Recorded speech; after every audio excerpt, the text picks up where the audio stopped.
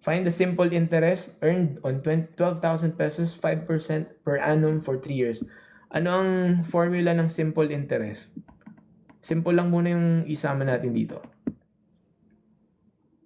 'Di ba? Parang PRT lang, I think, yung formula.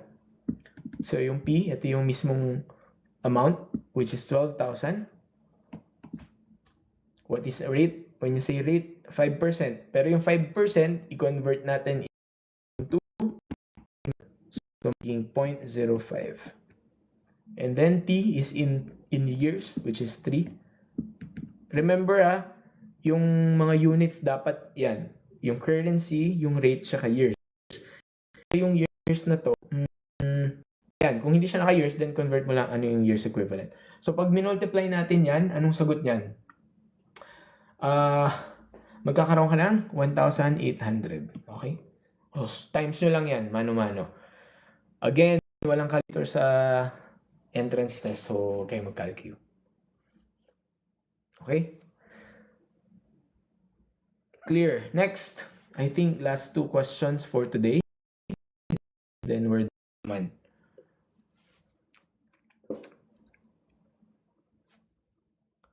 An item costing 500 pesos is 650 pesos. What is the gain? Oh, ito madali lang din yan. So, ang gawin nyo lang is ganito.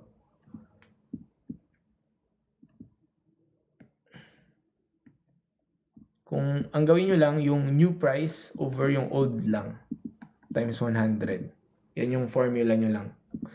So, ano yung new price? 650 over 500. Yun yung old price. Tapos, i-times nyo lang sa 100. Yan. Ano yan? Ta-times. O, cancel dalawang 0. Tapos, 650 divided by 5.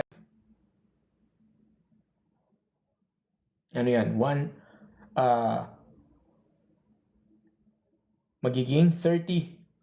Tama ba? Hindi. Sige, tanggalin natin muna yung 100. Yung 100 kasi, pang percent yan. Okay? Kung gusto nyo i-percent. So, iunahin ko muna yung ano lang. 650 times, 650 over 500. O, yan. Ang 650 divided by 500, that is the... Okay? Tapos, pag tinimes mo yan sa 100, para magkakaroon ka ng 130%. So, ibig sabihin yung increase ay 30%. Conversion lang siya to percent. Kaya may times 100. Okay? Okay.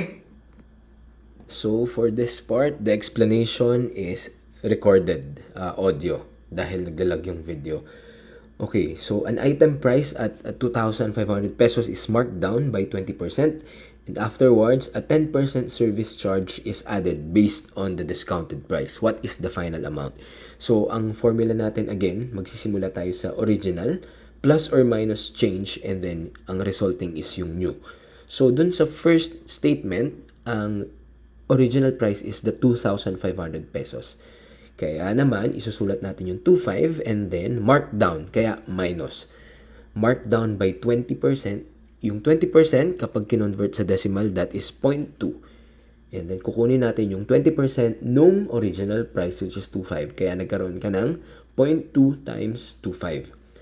So kapag sinolve natin yan, 2,500 minus 0.2 times 2,500, that is 500.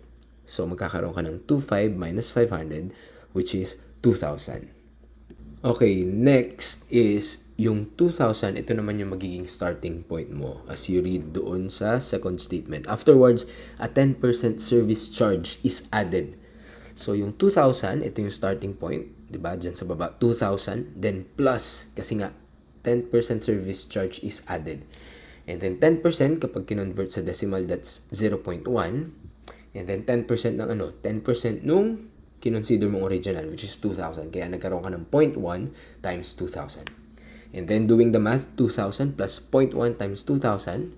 So yung 0.1 times 2,000 dyan, kapag minultiply mo, that's 200. Okay? So magkakaroon ka ng 2,000 plus 200, which is 2,200.